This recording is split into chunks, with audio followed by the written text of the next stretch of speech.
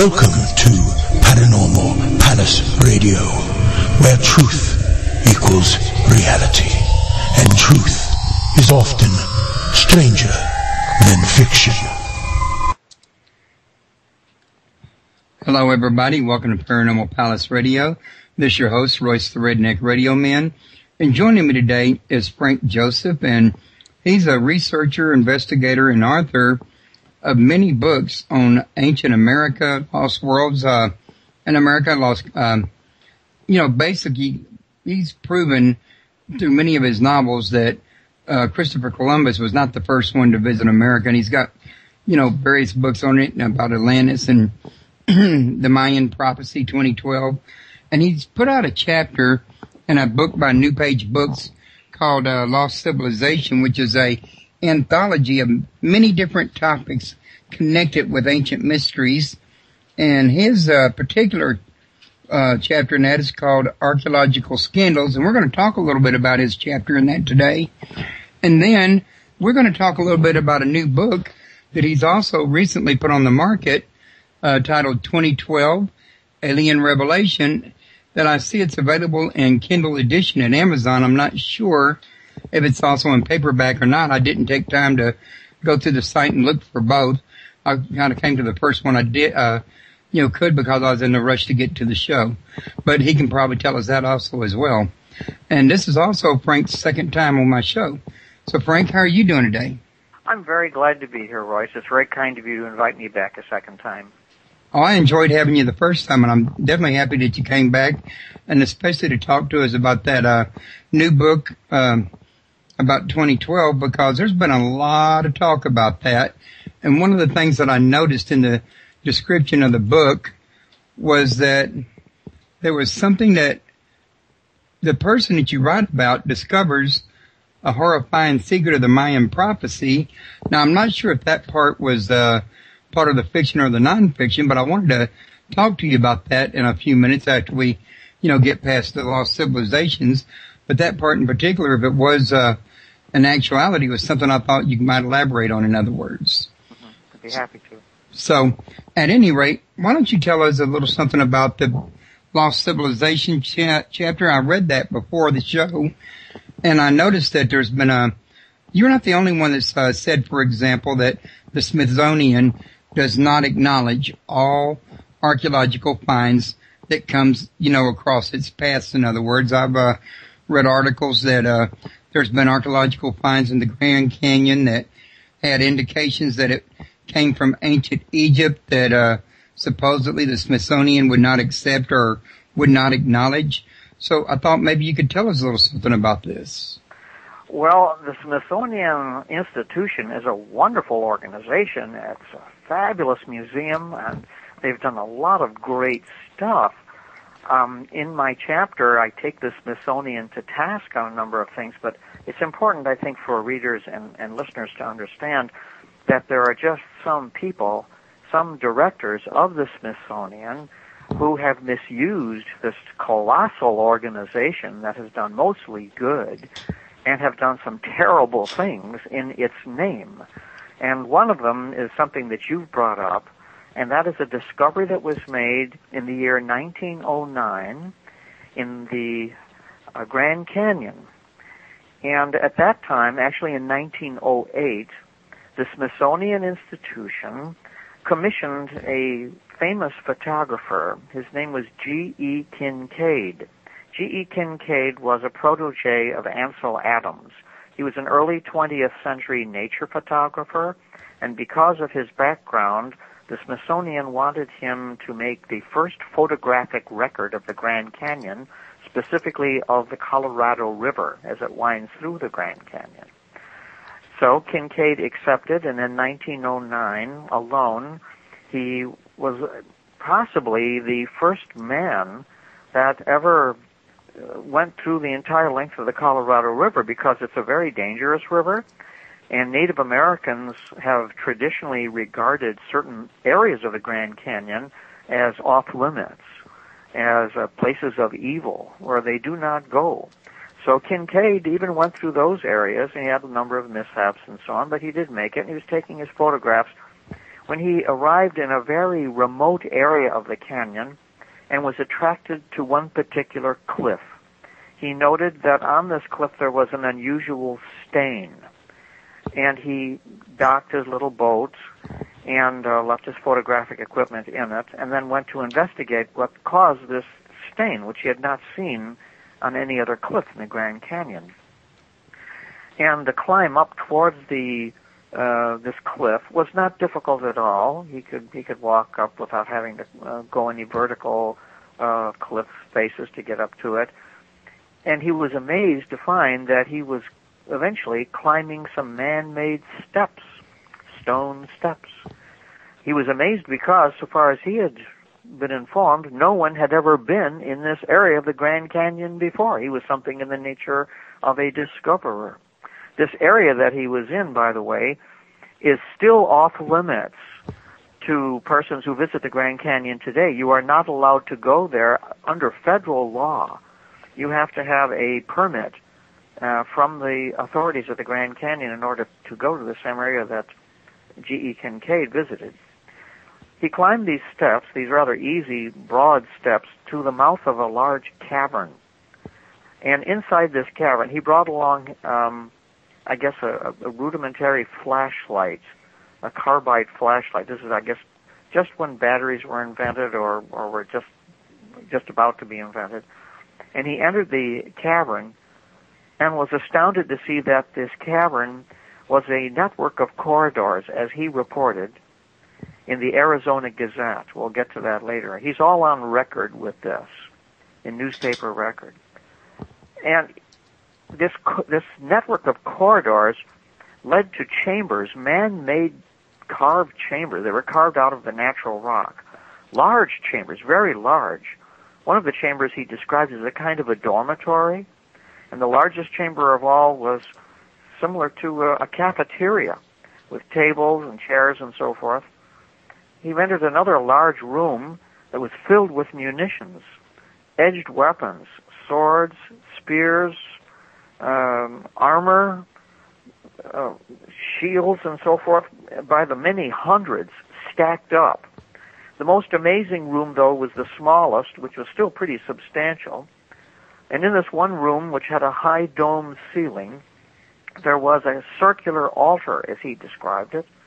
And around the base of this altar were a number of small figurines that he described as rather demonic or devilish looking. And sitting on the altar was a very large statue. Now, Kincaid was a photographer, but he was not an archaeologist, so he could not describe. He did describe the statue, but he was unable to identify what culture it could be. And from his description, it sounds either Egyptian. It sounds like a possible statue of the god Bes, B-E-S. He was the god of merriment, the ancient Egyptian god of entertainment, as it were, in the form of a dwarf sticking out his tongue.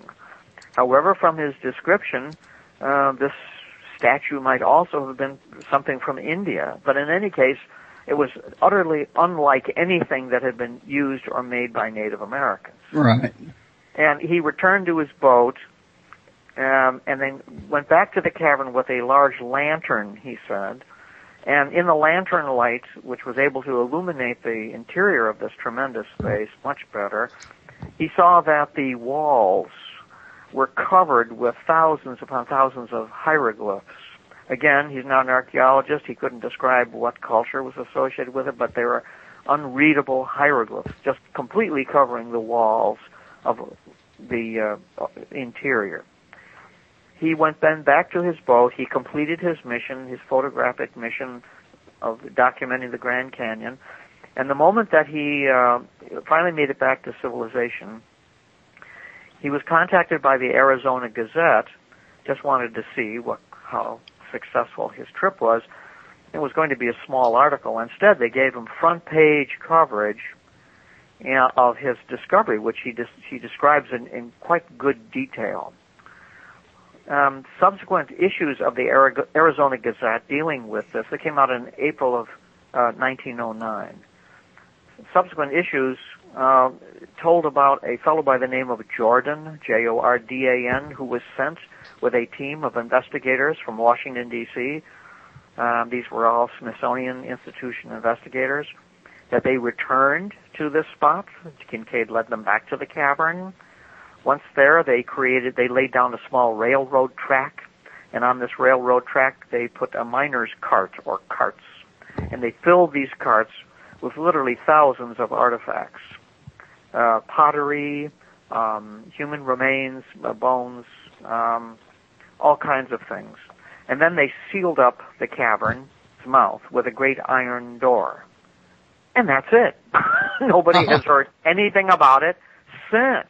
Of course, World War I came along not too long after that, and that sort of helped to obscure things. But people have been wondering ever since, well, what was this all about? Was the Arizona Gazette, which is a newspaper that's still around today, it's on record. These articles are on record, a series of articles, and the front page coverage is the most interesting one because that's where Kincaid enumerates all these details of his find. If you call the Smithsonian today, as really quite a few people have over the decades, they're told the same story. They don't know anything about it. There was never a G.E. Kincaid, a photographer. There never was a fellow by the name of Jordan who ever worked for the Smithsonian. And it's all probably a newspaper hoax. They don't know anything about it at all. So we did some investigation on that. We found out that G.E. Kincaid most certainly did exist. We've been able to track down some of his photographs. He was a prominent photographer in the early part of the 20th century. I even tracked down his great-grandson, and I talked to his great-grandson. He says, yes, of course my great-grandfather exists because here I am, and we know about this story. It's been in our family as long as he can remember. I also tracked down that Mr. Jordan also existed, at least up until 1927. He was one of the curators at the Smithsonian. So the Smithsonian themselves don't even look at their own records, or they're just not telling the truth. The last that was heard about this is that we were able to pretty well narrow. Well, I say we. I worked for a magazine called Ancient American, and Ancient American investigates things like this. It deals with the prehistory of America. In the last part of the 20th century, we wanted to go find that place, and we did narrow it down pretty much where it exists, and it does exist in an area that is off limits. There actually are quite a few areas of the Grand Canyon that are prescribed you cannot go into without permits because they are very dangerous. People can get killed there, and it'll be very hard to rescue somebody and very costly to do that, so it's understandable. But this area, we couldn't get into because you couldn't get a permit. We did learn around the year 1999 or 2000 that there was a husband and wife who also narrowed the area down and did find the cavern and did find the steps, walked the same steps that Kincaid climbed exactly as he described, and the cavern was covered, they said, with an old rusty iron door, two gates, and chains across them, and that they had just arrived. They were only there like for about 10 or 15 minutes when a park helicopter showed up, and a loudspeaker over the helicopter said that they were in violation of federal statutes and they had to leave the area immediately. The authorities eventually, they detained this husband and wife. They did not arrest them. They confiscated their cameras, returned their cameras minus any film, and didn't press charges. But that's as far as we've ever been able to go. Definitely this place exists, just like Kincaid said. Kincaid really did exist himself, and so did Mr. Jordan, but nothing has been disclosed by the Smithsonian. So what are we to think? That all those artifacts that were taken out, were they destroyed or were they dumped in the ocean or something? Or are they still sitting in the basement of the Smithsonian? Are they even properly classified? Who knows? But that is a real documented case where the Smithsonian, people at the Smithsonian were involved in a deliberate physical cover-up. It's not the only one. I was about to say that actually that one there was, I don't remember it being mentioned in Lost Civilizations. It was something I read on the web a year or two ago. But you've mentioned at least another 2 or 3 cases in your chapter on archaeological scandals, haven't you? Well, the trouble with the Smithsonian is if it was only this one incident, it would be bad enough. But as a consistent record of cover-up, one of the worst things they've ever done was when the Kensington runestone was first found. The Kensington runestone was discovered in the year 1898 by a Swedish immigrant farmer. And while he was plowing up his land in central Minnesota, and he found an old dead tree that had to be uprooted, and as he did so, he found entangled in the roots a large boulder. The boulder was covered with runic writing. Runic writing is the writing system that was used by the Vikings and people before them, just the Norse, Northern Europeans, starting about 600 or 700 A.D., all the way up actually to modern times. So he took this stone, which he couldn't read, of course, brought it into town, and it caused the nearest town was Kensington, Minnesota. It caused a lot of interest, and eventually scholars from the University of Minnesota came and identified the stone as, yes, this is definitely inscribed in a runic alphabet, and they were able to read the story that was on it. And basically the story was a memorial, supposedly, a memorial to people who had sailed from Scandinavia, from Sweden, Northmen and Goths, who had arrived in Minnesota via the Great Lakes and the river systems that were far more navigable at that time than they are now, and had arrived there in, I believe it was 1421. So, no, excuse me, this was in the 14th century. It was about 1362. And in 1362, they supposedly arrived. This is long, of course, before Columbus was even born. This stone was then sent to the Smithsonian. It was a good thing to do for further analysis. Now, the farmer, his name was Olof Ehrman, even though he was an uneducated farmer, was intelligent enough to know that the stone should be preserved in its original context. That as much involving its discovery physically should be preserved as possible. So he left the roots entangled around the stone and the original dirt. All that would help to date the stone, to verify the date that this stone, or at least its antiquity. So when the Smithsonian got it, and they certainly knew this too, this is before radiocarbon dating tests, but nonetheless, original materials like roots and dirt could be helped to authenticate the stone. Everybody knew that, even back then in the 19th century. What the Smithsonian did, they removed the roots and they scrubbed the entire stone clean with kerosene, making it completely impossible to identify its authenticity or not. And after they had done that, they declared it a fraud. Well, there wasn't any way that you could verify it after they had done that. Right. And the Smithsonian had been involved in other things, and I enumerate a couple of things in the article, as you say, but we could have a very long and dismal conversation on what the Smithsonian has done about sabotaging American prehistory. That's because history is politics, and people don't realize that until you get involved in the making of history or the uncovering of history. Then you see quite clearly and soon that interpretations of history are very dangerous politically. At least that's the way they've evolved in this country, unfortunately. Actually, I think it's just about everywhere that I could think of, but I could be wrong. But I wanted to also mention there has a question in the chat room. Les was wanting to know if there was any reason for the Smithsonian to cover this up. Yes, there was a very important reason why they would want to cover this up. This stone especially. When the stone was examined in the early part of this century, in the 21st century, by geologists, the geologist in charge, his name was Scott Walter. And Scott Walter is a world-class geologist. He runs his own award-winning geological laboratory in St. Paul, Minnesota. He investigated the Kensington runestone for years and was absolutely able to establish its authenticity beyond a shadow of a doubt from geological reasons. And one of the things that he was able to determine is that the stone, although it is a memorial to these people that had come here in the 14th century, at the same time, it is also what is known as a land claim. The reason why the Scandinavians came as far away as Minnesota wasn't for kicks or just to get away or even exploration. They came because they were on a mission to find new land They needed to find new land because at that time, in the 14th century, Scandinavia, all of northern Europe, I think probably all of Europe at that time, was being beset by the bubonic plague, that there were epidemics breaking out that were killing tens of thousands of people. And the king, his name was Magnus at that time, dispatched an exploratory team to try to find some place where his royal family could go if things got so bad that he had to leave his own kingdom, someplace far away from disease-ridden Europe.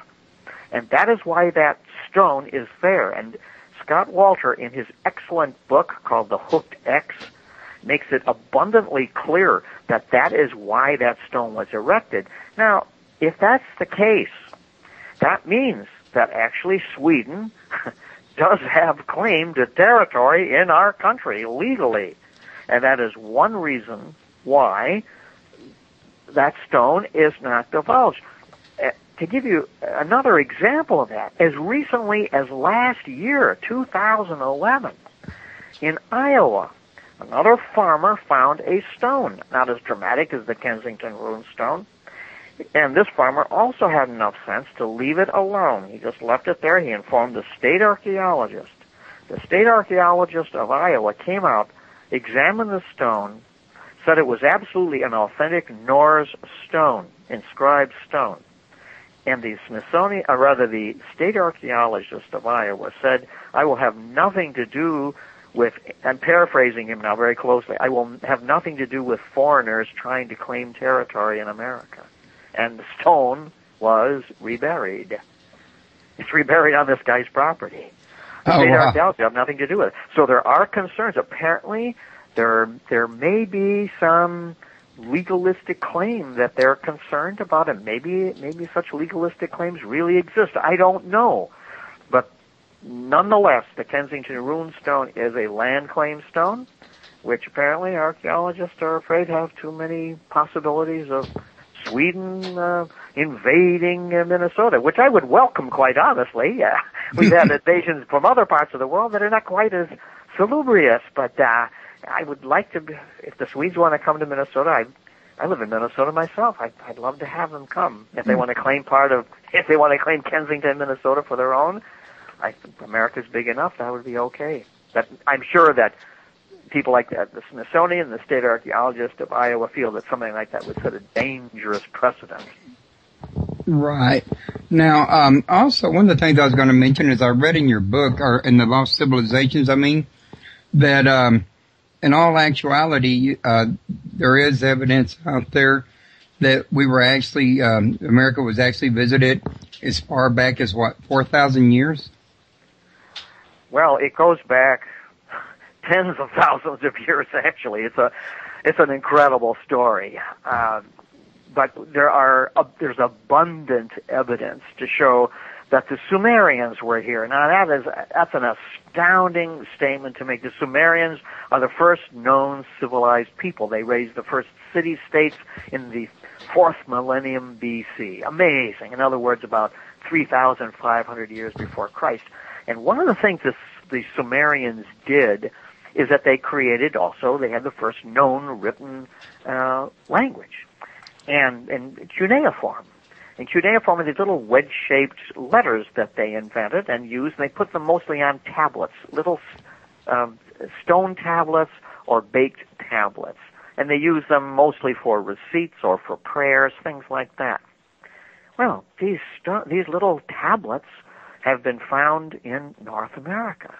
And the most remarkable of them all was stolen from Chief Joeseph. Chief Joeseph was the head of the Nez Perce Indian tribe, and when his tribe was defeated by the U.S. cavalry and he was taken captive, one of his captors saw that around Chief Joseph's neck was this little pouch, and the soldier broke it off of his neck, confiscated the pouch. And inside the pouch, they're known as medicine bags. Inside the pouch were a number of strange objects, feathers, bones, and so forth. And one of the objects found was this little stone tablet that was inscribed on both sides at that time, this would be about 1840, a completely unreadable language. Of course, it was cuneiform. Nobody could read it back then. And so they asked Chief Joseph, what's this? And he says, this tablet was given to our family and our tribe a very, very long time ago by these other white men. You are not the first white men to have arrived here in North America. And it was given to him by these visitors who were far kinder to us than you are to us now. And so much so that they intermarried with my tribe. And some of their blood is in our tribe, in the Nez Perce tribe, and that this stone is a memorial that was given to us at that time.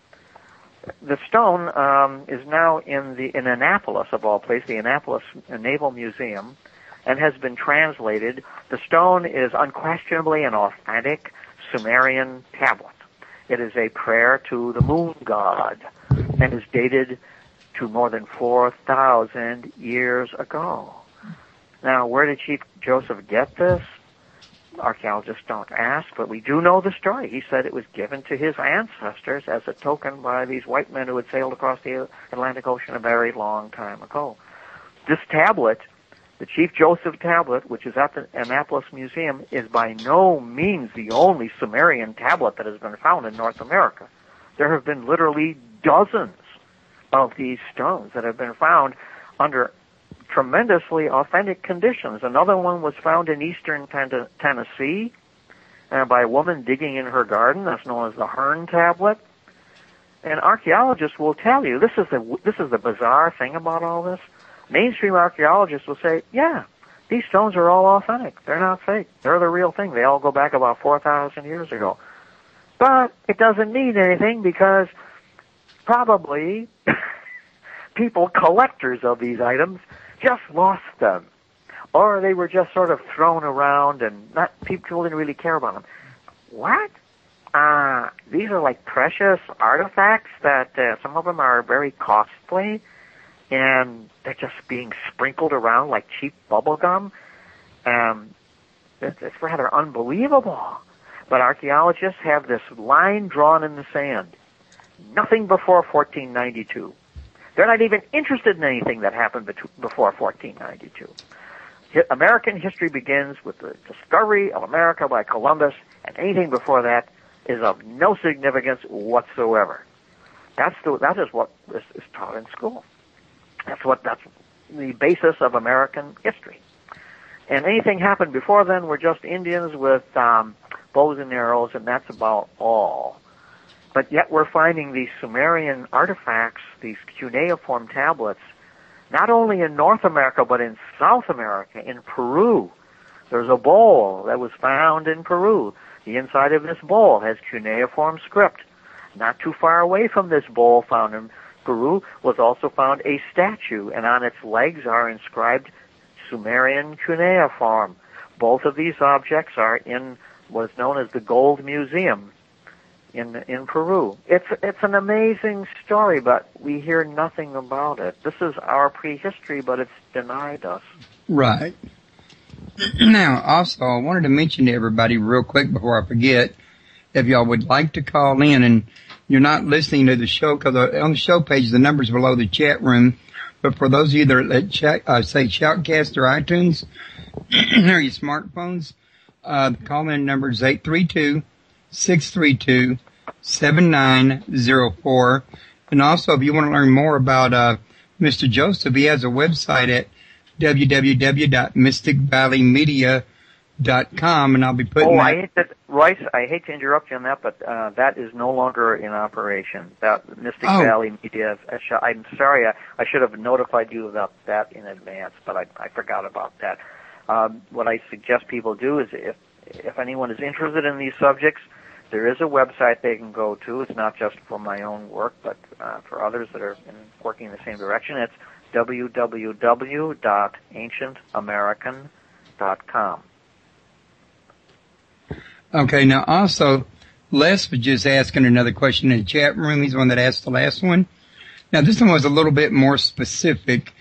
He was asking earlier about why Smithsonian would want to hide finds, but now he's asking about why the Smithsonian would want to hide the Grand Canyon find, the one about the Egyptians in particular. Why they would want to hide that, The only way I can describe that is that the Smithsonian was run by a man by the name of John Wesley Powell at that time. John Wesley Powell was the most powerful scientist of his day. Powerful meaning that he was politically connected. He could walk into the White House any time. So he was more than just an archaeologist or a scientist. And John Wesley Powell was a fanatic abolitionist who took his abolitionist ideas all across the board.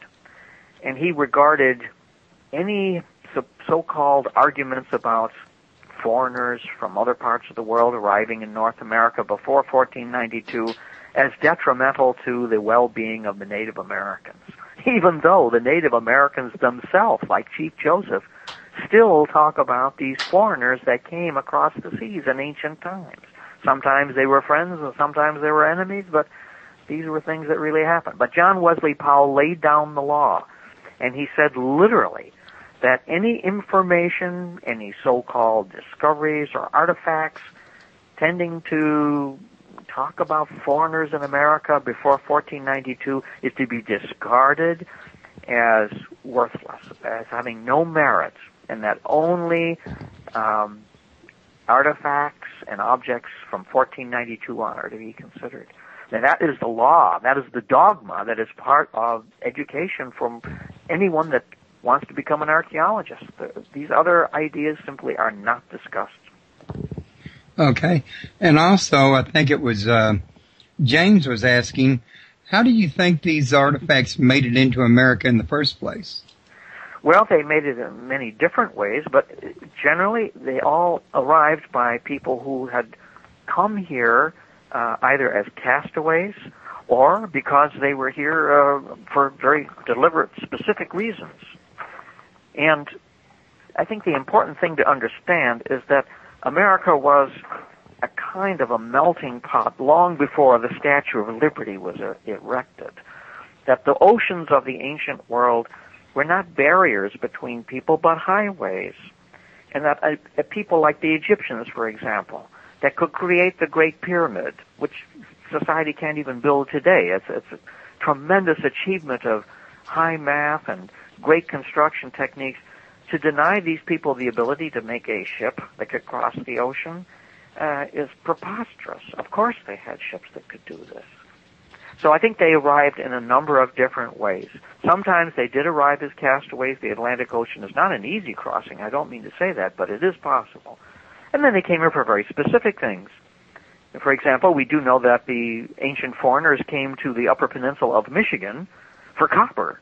They were great copper miners, that they extracted more than 250 million pounds of the world's highest grade copper, which disappeared from North America and reappeared in Europe during the Bronze Age. It was copper that fueled the Bronze Age. Copper was the nuclear fission of its day. They also came for cocaine, not to here, but to Peru.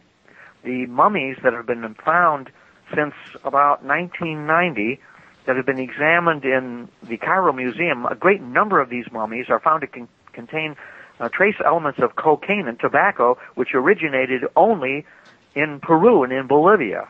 And that's because cocaine was used for medical purposes and also for spiritual purposes.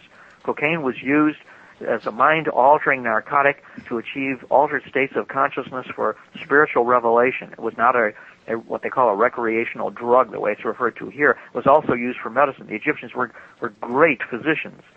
So yes, people definitely came from the ancient world to America for specific goods and minerals that were necessary for them. Well, that's understandable. But also, while you're mentioning that about people visiting ancient America, I thought I'd mention to all the listeners out there that this coming Saturday at 1, my guest, Gaben Menzies, is going to be talking about why he believes Atlantis was where the ancient Minoans in Crete was at. And he's uncovered some evidence of the ancient Minoans actually coming to the Americas to do, I think it was actually copper trade, if I remember from the radio interview I heard of him on somebody else's show. And I thought we were talking about that. It fit right in there, so I thought I'd mention that for everybody. If y'all want to come back Saturday, we'll get to hear what he's discovered on the Atlantis end of it. Now also, before we get out of here, we still got another 30 minutes or so, I want to make sure we got enough time to talk about this new upcoming book you have, Alien Revelation 2012. Now, do you have that also in audio as well as Kindle? No, it's just on Kindle. It's called 2012 Alien Revelation, and it's only in Kindle at this point. It's not a paperback or anything like that. It's completely different than what we've been discussing here, and I'm even hesitant to really discuss it too much, but it was something I felt I really had to do. Some years ago, I met a man. Well, I didn't just meet him. I've known this fellow all his life since he was very small. And I have a great deal of respect for this fellow. He is a very brilliant creature. He has a lot of integrity. He's a very decent man. And it's one of the very few people in life that I could really entrust my life with. He's just a very decent fellow. He's married and has a wonderful family and so forth. And I was shocked some years ago when he shared with me some experiences that he had had all his life until he turned 30. And he had told me that he had been literally abducted by these strange beings since he was a child, a very small child. If anybody else had told me this story, I would have just laughed it aside. I was not a believer in extraterrestrials or flying saucers or any of that stuff. I wasn't even particularly interested in any of that. But coming from a tremendous source like this, I was really shocked. And I've known about these stories for quite a few years, but he refused to allow me to write them up. And the reason why is he was afraid of ridicule and, well, the consequences of disclosing that are not always pleasant. He also didn't want the family involved in it in any way. So I have written them all up, but it's all in a novel form. I've changed, of course, his name, location, dates, and so forth. I've obscured everything, so it's impossible to understand, to ever figure out who this person was. Giving him a new name and an identity, I think, was the right cover. But I felt that this story, nonetheless, had to come out. I'd never heard anything like this before. He apparently had been abducted literally dozens of times, from a very small child all the way up until, like I say, he turned 30. Then they stopped abruptly because apparently his abductors were no longer interested in anything he had to offer. These were not pleasant experiences by any means. I don't believe this man is hallucinating in any way. I do not question his sanity in the least. I say that's what impressed me as being so astounding, that it would come from a source that I respected so much. And that's what the book is. The book is a novel, and there are fictional elements in it, to be sure, but the incidents that are described that's happening to him are all, I believe, absolutely true. Of course, there's no way he could document these things. Camera's not allowed, and he didn't have a notary republic with him when he was being carted away to who knows where. And he was ill-treated, terribly, horribly ill-treated, tortured, I guess you could say. It was kind of a torture. It's a story that I wanted to tell. Okay. Now, I read the description for this over at Amazon.com, and by the way, I wanted to apologize to you and the listeners about the occasional cough. It's that time of year. Keep getting a frog in my throat, and I'm working the best I can until I get rid of the bug, in other words. Well, you're a human being like the rest of us, so please feel free to cough to your heart's delight. What I usually just try to mute it, but every now and then I get one in when I'm fixing to speak. You know what I'm saying? Oh, that doesn't help. But don't worry about it. Sounds fine. Anyway, what I was going to say was, according to the description over at Amazon, oh wait, we got a call coming in. I'm going to try to hold that thought.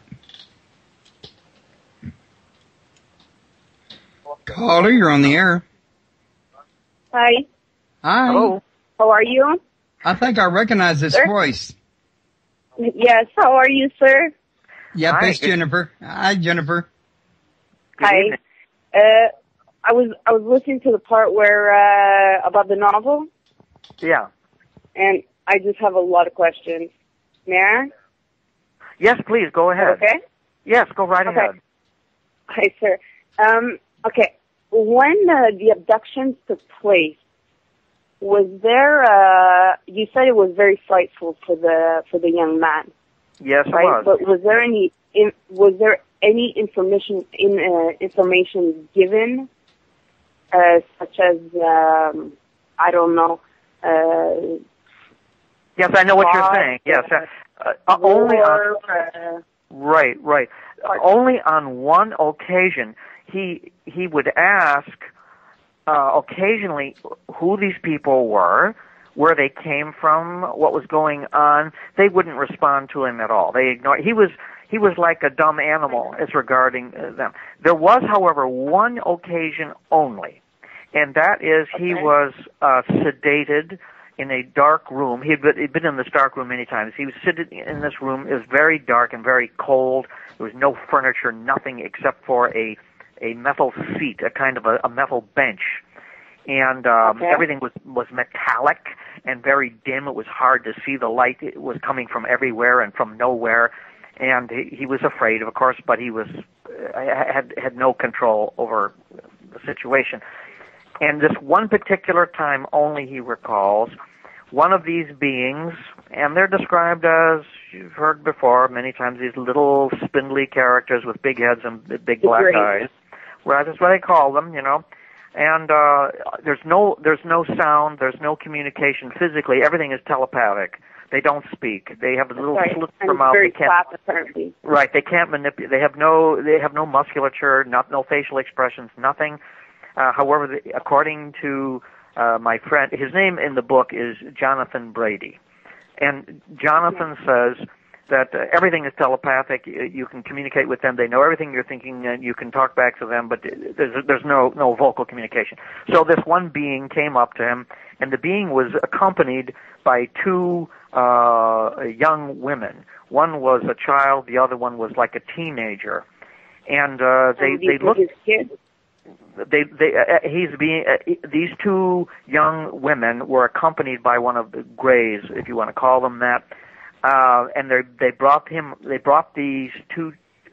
Grey brought these two young women to Jonathan Brady, who is seated in this dark room, and the being told Jonathan Brady, says, "These are your sisters," and Jonathan looked at them and saw that they looked very sedated, like they were comatose, like they were in a kind of a coma. They were able to walk, but they had no expression on their faces. They looked like they were almost sleepwalking. And did they look humid or hybrid? They looked hybrid.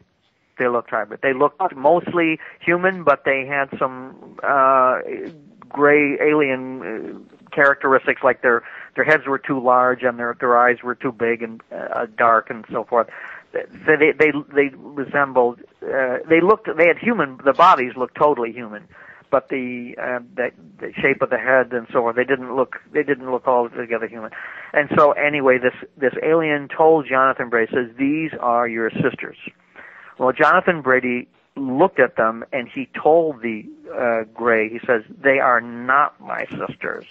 These are not my sisters." And the alien or the Gray says, "Yes, they are. They are your sisters." And Jonathan gets very angry at that point.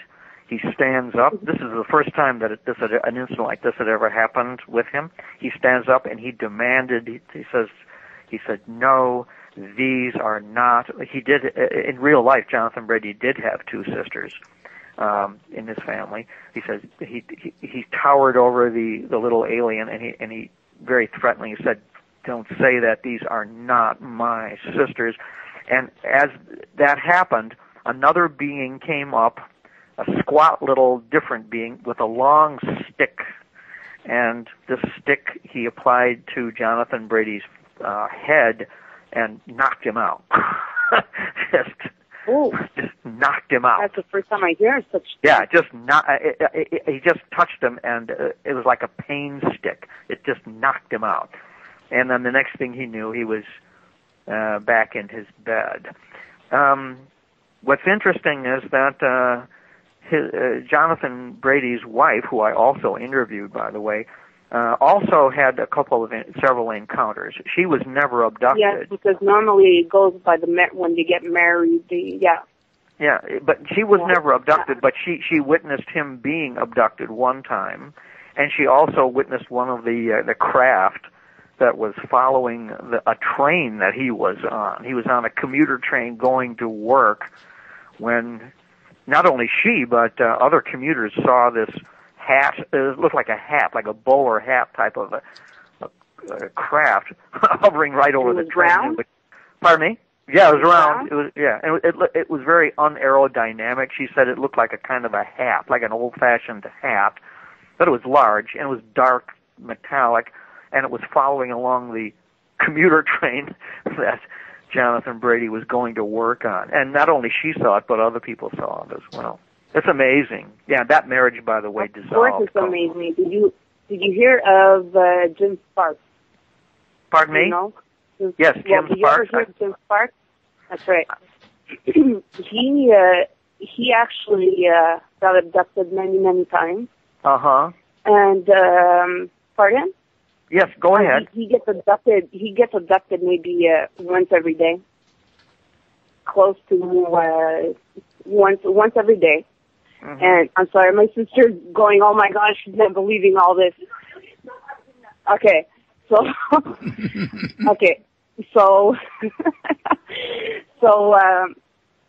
so he gets abducted like almost every day for many, many years, and he has the privilege to talk to them. Mm-hmm. And he gets to fly the ships. He gets to meet people from the military. He gets to meet people from all over the place. And once he met somebody from Florida, and he decided to move to Florida. And when he was just walking around and he was looking at this guy, he's like, I know him somewhere. I know him from somewhere. I know him from somewhere. And he went up to him. He's like, hi, I know you. He's like, yeah, me too. I know you, you know. And so they started talking, and they're like, oh, that's where I met you on the ship. And at first, the man from Florida didn't know. But talking, eventually they came to the point where, yes, we met on the ship with the commander-in-chief from the military base from this place, And it's a whole story. Like, it's very fascinating. And it's very fascinating, these stories. And the thing is that with the sister to Jonathan Brady. Yes. The thing is that it's in the genetic code apparently, where you could actually go see if you could get up, if your family got I'm sorry, I'm French. Abducted. Thank you, Steph. Abducted, and so if it is his sisters, I mean, obviously one of his parents were abducted, and throughout the whole life year, like throughout the whole generation back, his whole family got abducted. That's because he has the regular genes. He has the true genes of nature. They're so pure. It's a good point you raise. It does not appear, though, that anybody else in his family was abducted, that they concentrated only on Jonathan. It is interesting, though, that everybody in his family witnessed him being abducted at various times, but none of them could remember. Those memories were almost completely erased. As far as him with the sisters, the experiences that Jonathan had were mostly of genetic removal. He went through very painful operations regarding his reproductive organs. And it was even when he was very young, they were removing reproductive material from him. And they used no anesthesia. It was a very painful operation, but they could so immobilize him that he didn't move. They could do what they wanted with him. According to him, they have total command over human will, just absolute predominance over mental or our thought processes. But it's important to understand that there are probably various groups out there that have been coming here from time to time, and Jonathan's unfortunate encounters have to do with just one group that may not That's be right. all groups. But these creatures, they are just as cold as ice. They have no feelings. They have no feelings. Have no feelings. They regard a human that they have as the same way you'd captured a fly. Probably not even that much compassion. They have absolutely they're like a bunch of psychopaths going around. Well, they just are totally detached completely, but they do have an agenda of some kind. And now the book doesn't intend to explain what that agenda is too much. There's some speculation in there. Jonathan, to this day, does not know what their goals were. Now, when he was very young, when he was just a toddler, he was being abducted. They didn't harm him, but they frightened him very badly. He used to refer to them as the evil clowns. He didn't know how else to explain them. But it was only after he began to mature, when he became a teenager, that these severe operations were initiated on him. And the New World Order, how do you think that's going to go down? I mean, I don't know if there was this man that was working for the FBI. He got invited to a very high meeting, and he was sitting down, and 5 aliens came up and took the seat in front, and there was Bill Clinton, not Bill Clinton, Hillary Clinton, and all these big wigs, and they were talking to them about New World Order and how it's going to go down, and the underground subways out in the States. So when the New World Order comes, we're going to be like slaves, and there's a bunch of we already have our rooms prepared, like our jail cells prepared and everything. How do you think about all that? Well, I think that at the very least, American people are very suspicious. And the reason why there's so many conspiracy theories out there and so on is not because people are crazy, but because people are legitimately suspicious of the way the world is turning out. Maybe they're not entirely sure about the veracity of all these stories, but there's something true to them. Otherwise, we wouldn't be living in the kind of world that we do live in. So I think that there is more credence to these stories than the critics would bring out. I don't address that in the book. I try to keep the book as close to his experiences as possible, and so that's primarily what that is. I can't address myself to a New World Order. I would like to think that such a thing never happens, and that's what. But it's something to be considered. Yeah. All right, so that's it. Well, thank you very much for calling. A very interesting telephone call. Thanks for calling. Thanks for calling, Jen. Thank you, and thank you, sir. All right. Bye, sir. We'll talk to you later.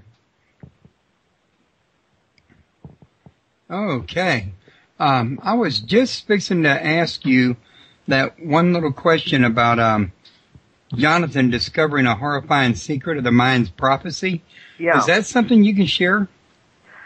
Yeah. The Maya prophecy doesn't speak well of the future. The Maya were a remarkable people. They invented this long count calendar, which I'm not going to go into because it's an incredibly complex, high mathematical construct. It's the most accurate calendar that's ever been invented. And the calendar, though, is based on 4 major events that took place in the past. And these 4 major events, the Maya said, were global catastrophes. And the reason why this calendar is made is so that people can prepare for the next catastrophe. What's interesting is that these global catastrophes that the Maya talked about have been documented by geophysicists. that in fact there were global catastrophes of the kind that are described by the Maya. And they say that based on the rotation of nature, on the cycles of time, that another catastrophe is in the offing for this year. This will be the end of the Maya calendar, which takes place on the rising of the sun on the winter solstice, which is our December 21st. And they say that something will happen, not necessarily on that day. That day is to be understood as an allegory, as a symbol. Because what is the winter solstice? The winter solstice is the longest night of the year. And night is associated with darkness, with ignorance, and fear. So the winter solstice is used as a symbol. What the Maya are saying is that the end of their calendar, which does end on the 21st of December 2012, signifies a kind of an event horizon, after which things will get really bad.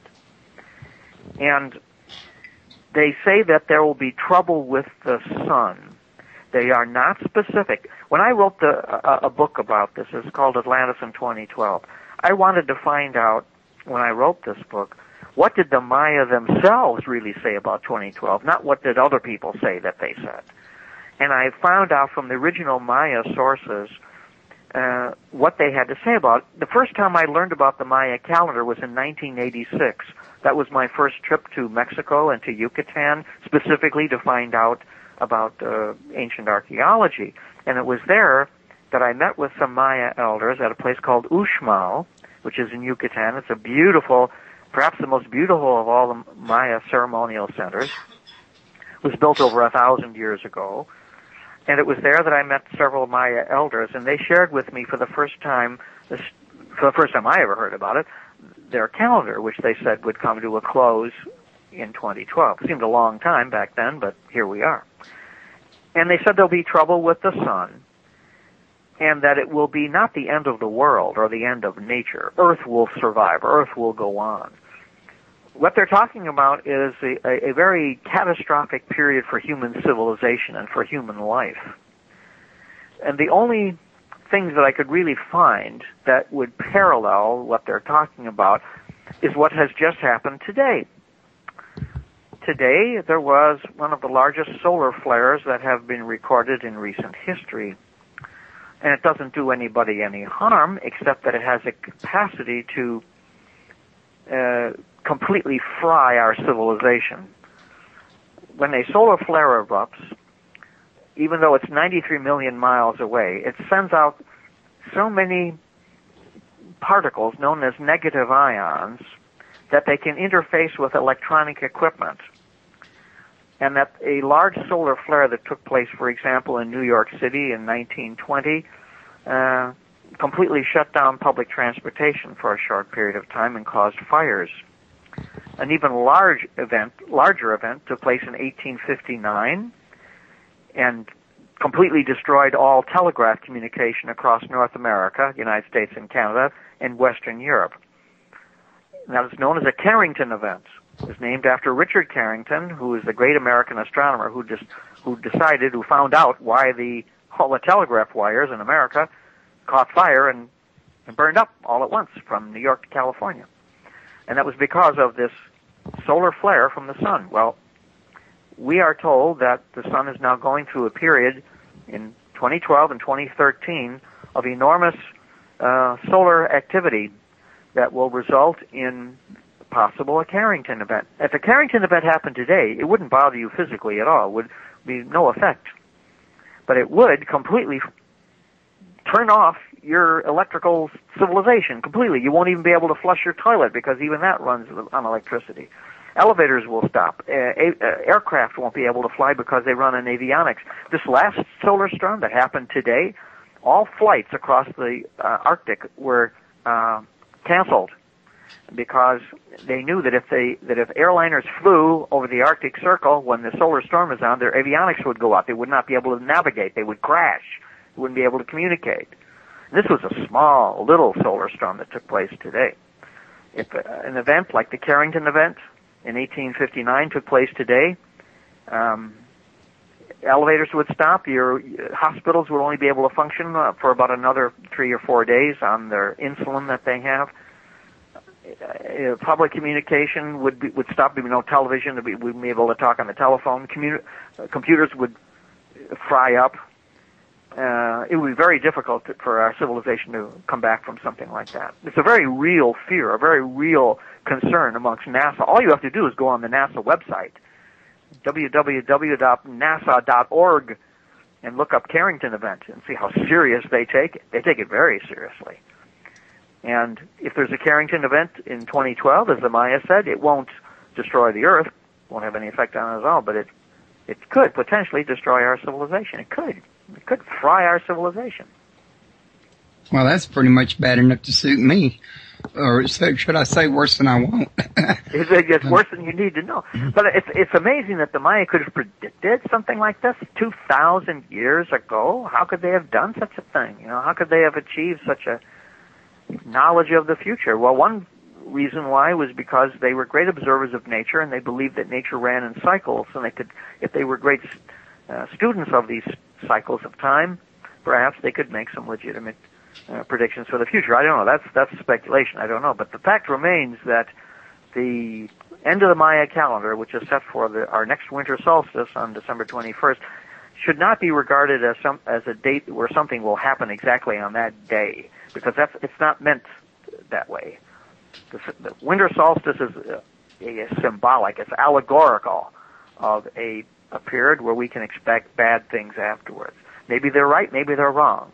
The Maya did leave a loophole for us, though, an escape clause.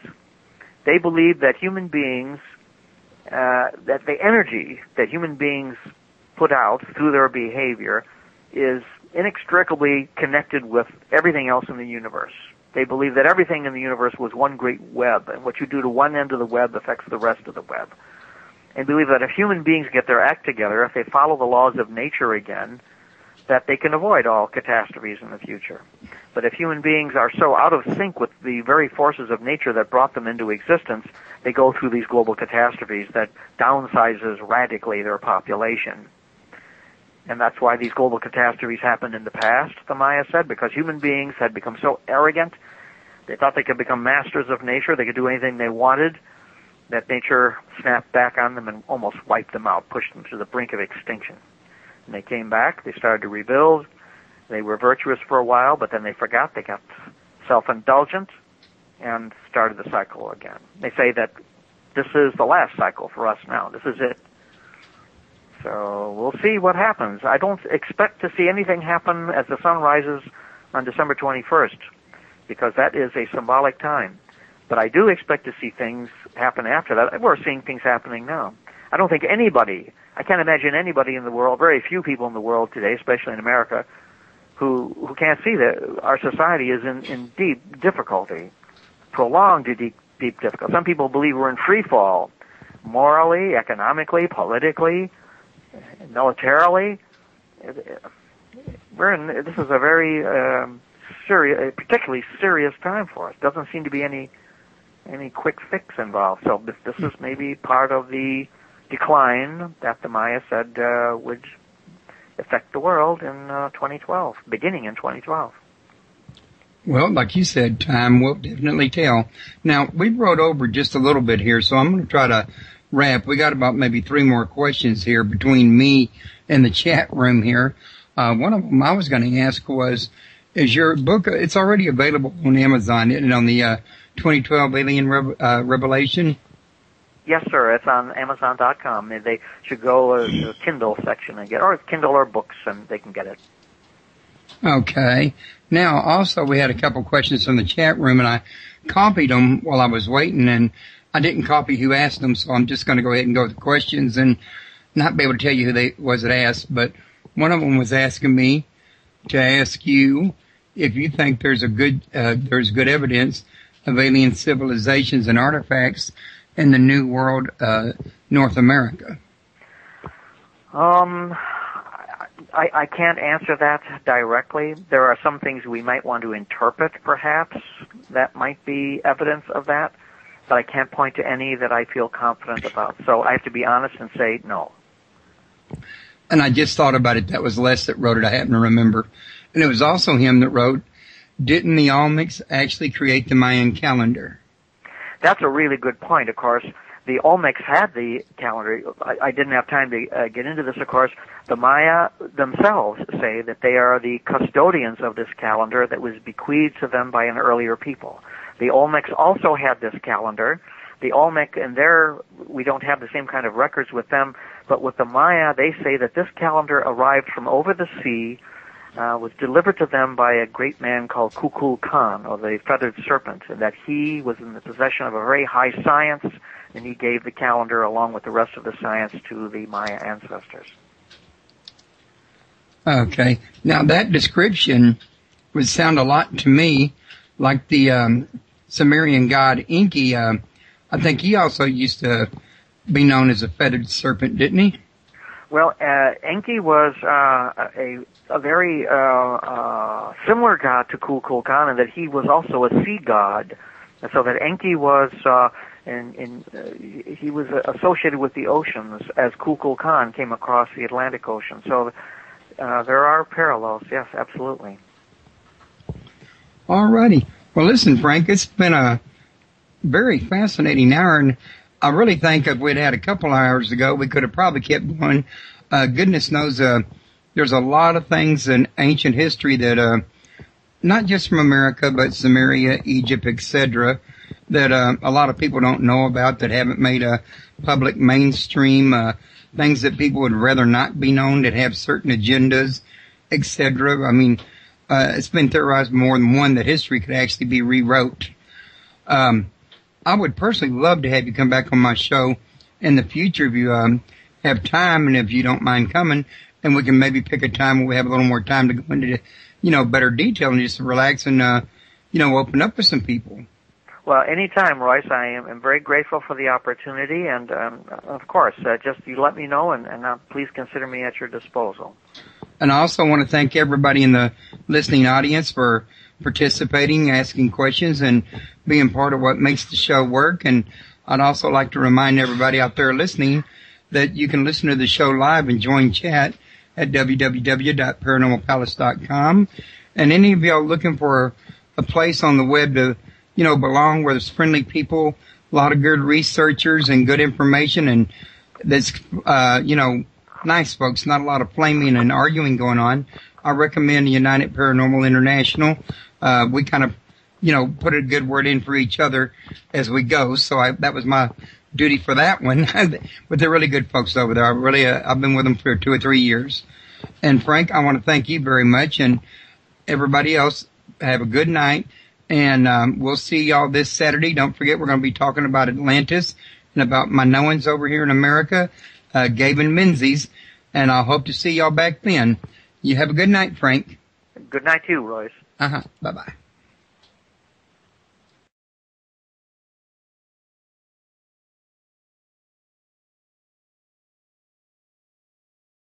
Archaeological finds in the Grand Canyon that had indications that it came from ancient Egypt, that supposedly the Smithsonian would not accept or would not acknowledge. So I thought maybe you could tell us a little something about this.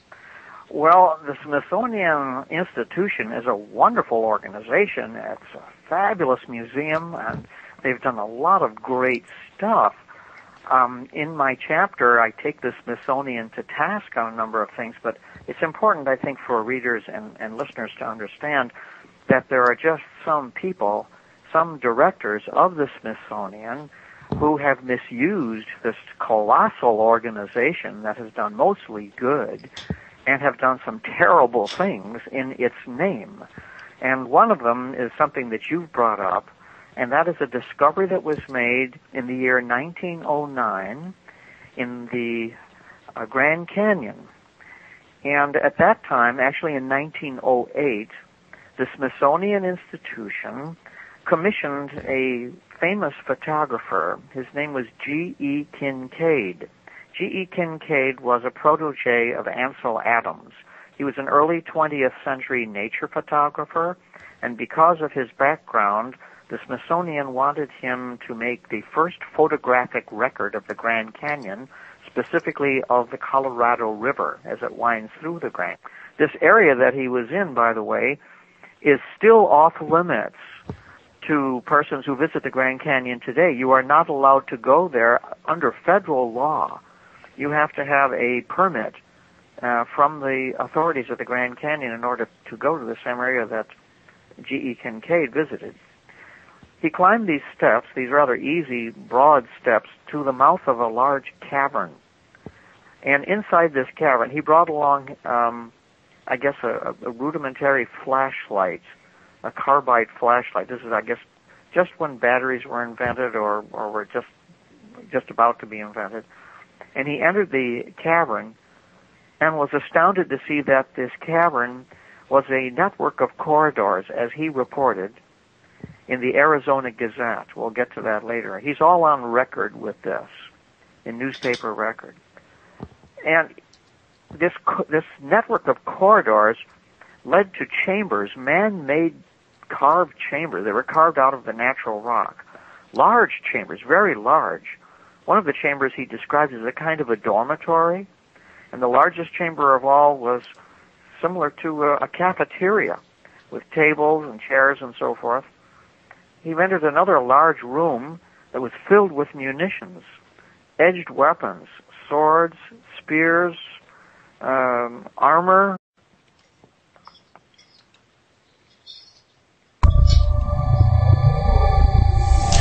Welcome to Paranormal Palace Radio, where truth equals reality, and truth is often stranger than fiction. Hello, everybody. Welcome to Paranormal Palace Radio. This is your host, Royce the Redneck Radio Man. And joining me today is Frank Joeseph, and he's a researcher, investigator, and author of many books on ancient America, lost worlds, and America lost, basically, he's proven through many of his novels that Christopher Columbus was not the first one to visit America. And he's got, various books on it about Atlantis and the Mayan Prophecy 2012. And he's put out a chapter in a book by New Page Books called Lost Civilization, which is a anthology of many different topics connected with ancient mysteries. And his particular chapter in that is called Archaeological Scandals. And we're going to talk a little bit about his chapter in that today. And then we're going to talk a little bit about a new book that he's also recently put on the market, titled 2012 Alien Revelation, that I see it's available in Kindle edition at Amazon. I'm not sure if it's also in paperback or not. I didn't take time to go through the site and look for both. I kind of came to the first one I did, could because I was in a rush to get to the show. But he can probably tell us that also as well. And this is also Frank's second time on my show. So Frank, how are you doing today? I'm very glad to be here, Royce. It's very kind of you to invite me back a second time.